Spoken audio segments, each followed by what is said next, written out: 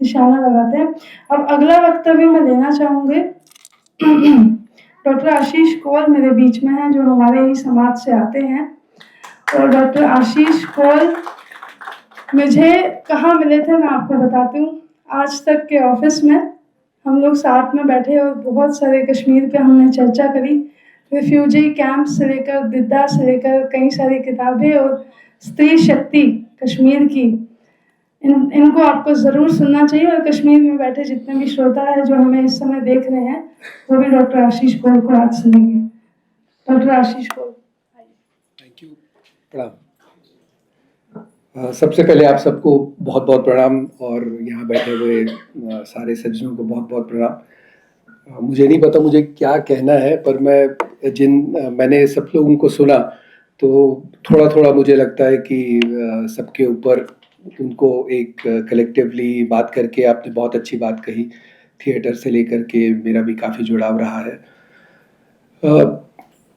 मुझे लगता है कि एक जो सबसे इम्पोर्टेंट चीज़ है वो ये कि हम कई बारी अपने लिए एक आइलैंड ऑफ एक्सेलेंस बना देते हैं।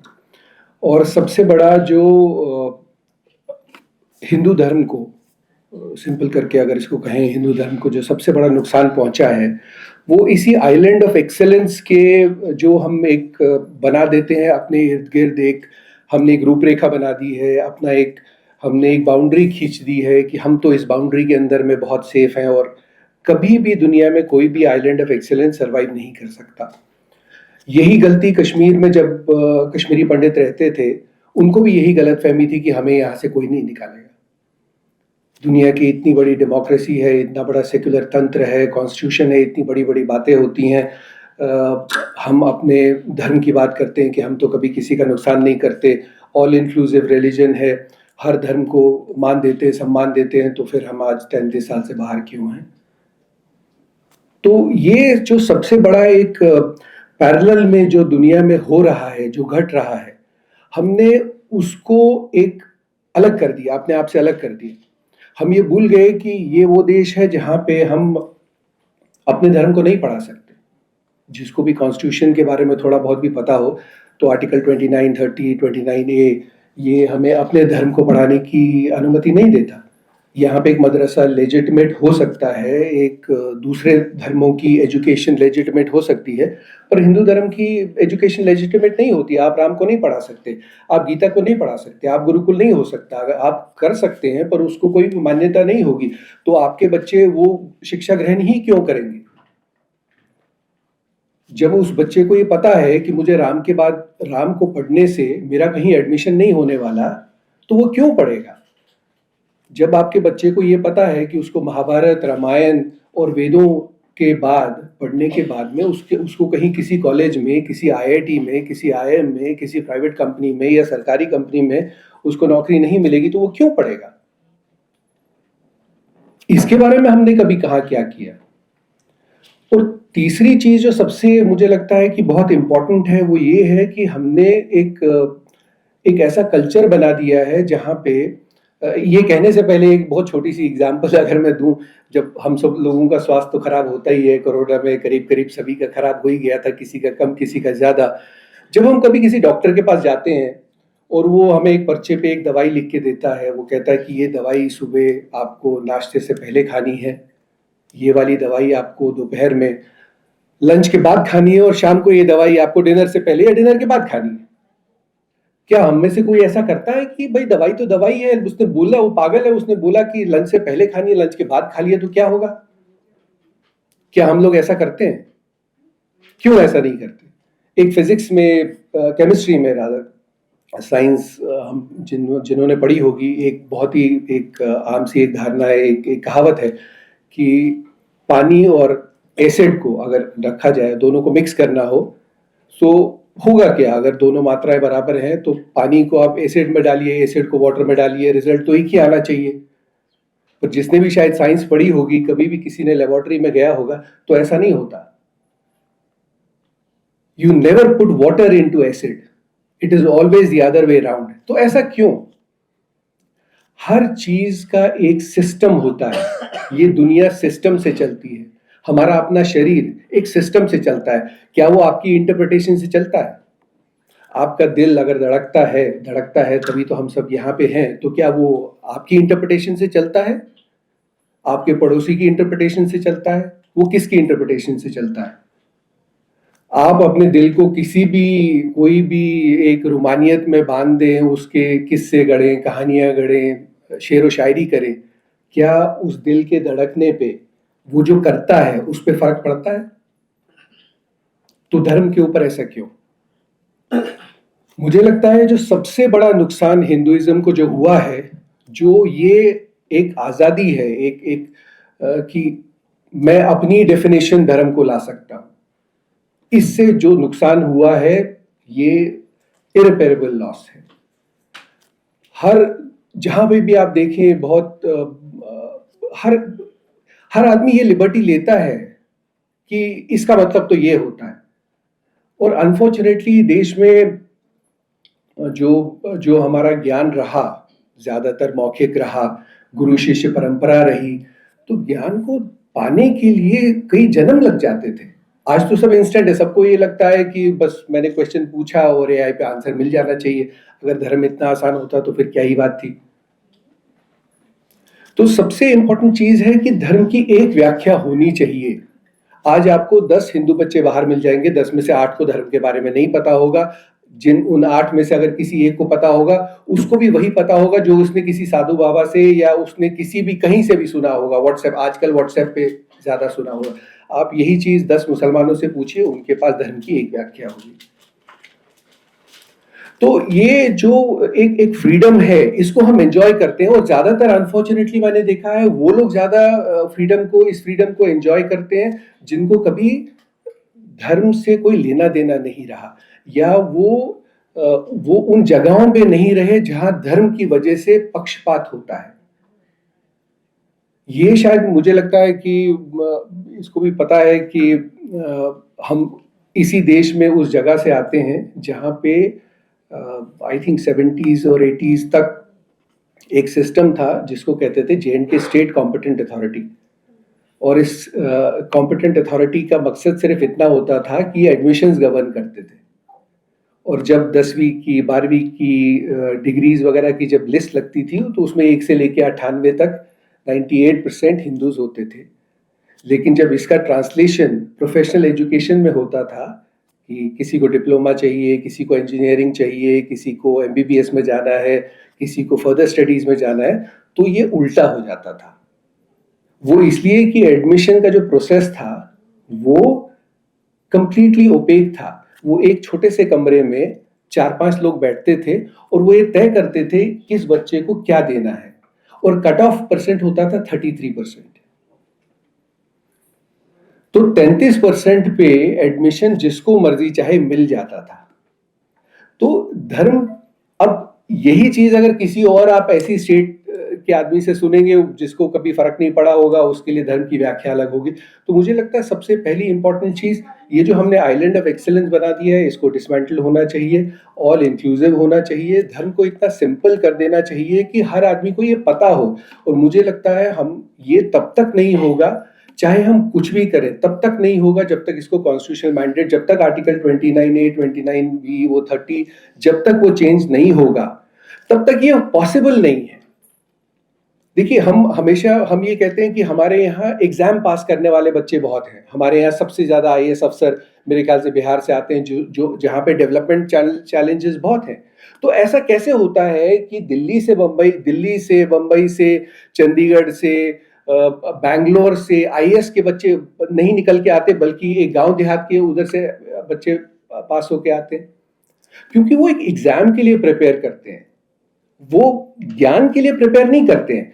अगर हमारे आईएएस अफसर इतने अच्छे होते तो हमारी सड़कों की ये हालत नहीं होती, हमारे यहाँ ट्रैफिक जैम ऐसे नहीं होते, हमारे यहाँ 6 लेन हाईवे के ऊपर में 3 लेन का फ्लाईओवर नहीं बनता, जिससे ट्रैफिक की कंडीशन और ज्यादा खराब होती है। तो ये हमारे यहाँ कई सारे चैलेंजेस हैं जो एजुकेशन से जुड़े हुए हैं। जब तक, देखिए, मुझे नहीं लगता, अनलेस आई एम रॉन्ग, क्या दुनिया में आपने कभी किसी धर्म के बारे में सुना जहां मैथमेटिक्स पढ़ाई जाती हो, या जहां फिजिक्स केमिस्ट्री हो, या जैसे आप भरत मुनि के नाट्य शास्त्र की बात कर रहे थे, दुनिया में ऐसा कहीं पर भी नहीं है। बाकी धर्मों में तो ये हराम है। तो ऐसा क्यों कि जो वो धर्म है जो दुनिया को अच्छाई के रास्ते पे ले जा सकता है, जो दुनिया को और अच्छा कर सकता है, उसको अपना धर्म पढ़ाने की छूट नहीं है? ऐसा क्यों है? और आज हमारे पास मेरे ख्याल से 74-75 सालों में पहली बार एक ऐसी सरकार आई है जो बात सुनती है, बात समझती है। पर मैं हैरत में हूं कि वो अभी भी ये बुनियादी चीज जो हमारी कल्चर को एक दीमक की तरह खा रहा है, उस पर किसी का ध्यान नहीं जा रहा। हम कुछ भी कर लें, जब तक आर्टिकल 29A नहीं हटेगा, ये आइलैंड ऑफ एक्सीलेंस रहेगा, नीड बेसिस पे रहेगा, और इससे कभी किसी का भला नहीं होगा। दूसरा, इससे जो मुझे सबसे बड़ा मेरा सबसे बड़ा कंसर्न ये है, धर्म की अलग अलग व्याख्याएं। इसकी मैं एग्जाम्पल एक दे सकता हूँ, समय है मेरे पास? 1 मिनट और। हमारे रिश्तेदार एक हैं, तो एक बार मुझसे मिलने बम्बई में आए मिलने के लिए। तो उन्होंने कहा कि आज मंगलवार है और वो हनुमान जी का उनका व्रत वगैरह चल रहा था। तो कुछ तो बात हुई, मतलब कुल मिला के उसको अगर मैं छोटा करके कहूँ तो उन्होंने मुझे ये कहा कि नहीं, मैं अभी ये नहीं खा सकता या अभी मैं ये नहीं कर सकता क्योंकि हनुमान जी नाराज होंगे। तो मैंने कहा भाई साहब, ये कुछ अजीब सी बात सुन रहा हूँ मैं, कि पहली बार सुन रहा हूँ कि हिंदू का कोई देवी देवता कोई पूजा करने पे या आह्वान करने पे नाराज होता हो। तो उन्होंने मुझे एक एग्जाम्पल दी, और जो उन्होंने कहा था बहुत सही कहा था। उन्होंने मुझे एक अपने उनके जो पंडित जी थे, अक्सर हम लोग वो एस्ट्रोलॉजी या इस तरीके की सर्विसेज के लिए लोगों से विमर्श करते हैं।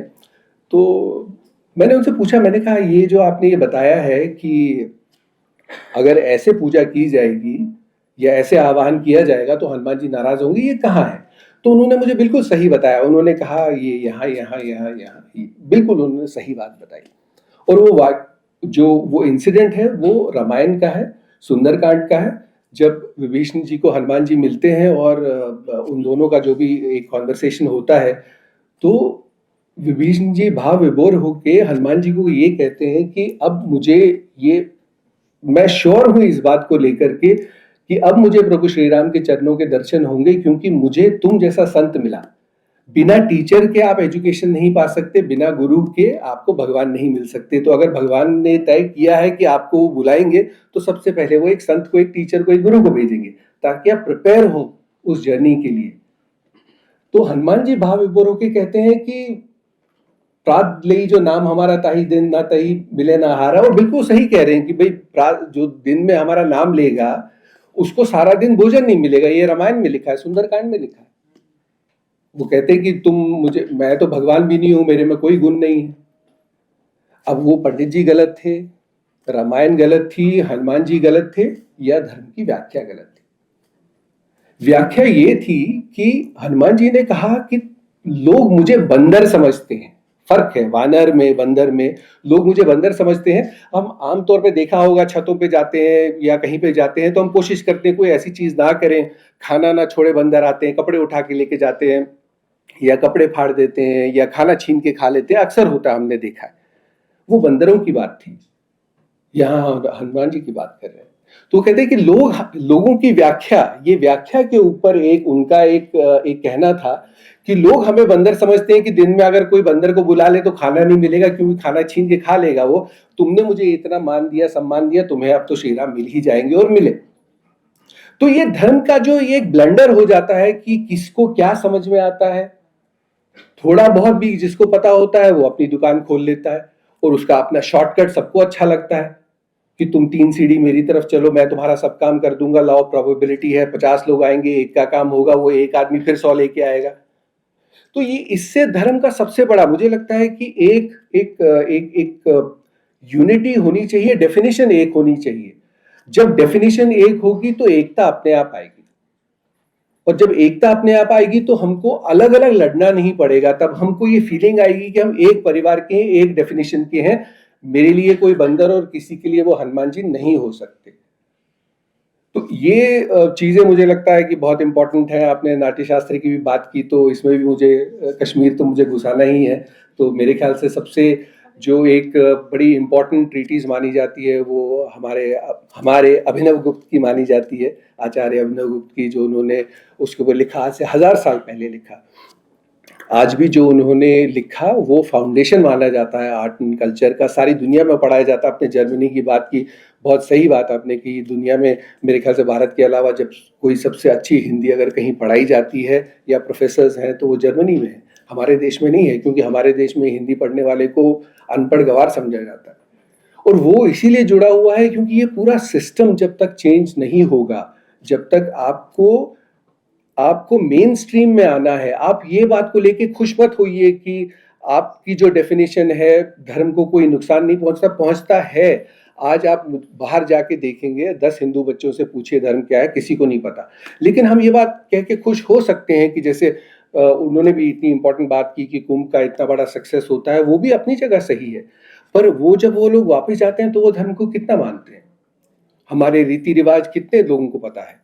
मैंने अपने जीवन काल में देखा है शिवरात्रि को, जो एक शिवरात्रि का जो महत्व था वो उसको आज एक छोटे से स्पेक्टेकल में चेंज होते हुए मैंने देखा है। हम वो पूजाएं नहीं कर सकते। हम वो समाज हैं जो आज अपनी पूजा यूट्यूब का वीडियो लगा के करते हैं। इससे बड़ी ट्रेजेडी और क्या हो सकती है कि मेरे लिए, अगर मुझे अपनी जिस तरीके में, जिस पद्धति में हम लोग शिवरात्रि की उपासना करते थे, आज मेरे पास कोई ऐसा पंडित नहीं है जो वो पूजा कर पाए। अब वो पंडित जो थे वो कहाँ चले गए? कोई चार्टर्ड अकाउंटेंट बन गया, कोई इंजीनियर बन गया, कोई डॉक्टर बन गया, क्योंकि इसमें कोई महात्मा बचा नहीं है। वो इसलिए क्योंकि कोई सोशल रिकग्निशन नहीं है। जो मेरा पंडित है उसके लिए कोई सोशल रिकग्निशन नहीं है आज। एक मौलवी के लिए है, मौलाना के लिए है, बाकी लोगों के लिए है, उनको नौकरी मिलती है। मेरे धर्म के प्रचारक के लिए कोई ऐसा उसके लिए कोई ऐसा वो ग्लोरी नहीं है उसके अंदर में। जो ग्लोरी है बड़ी इंटरनल जर्नी है। इन सब लोगों की भी, आप सब लोगों की एक इंटरनल जर्नी रही, इनके लिए कोई इंसेंटिव नहीं है। तो मुझे लगता है कि ये थोड़ी बहुत चीजें हैं, ऐसे तो बहुत सारी चीजें हैं, बट मुझे लगता है आज के लिए इतना ही बहुत। Thank you very much.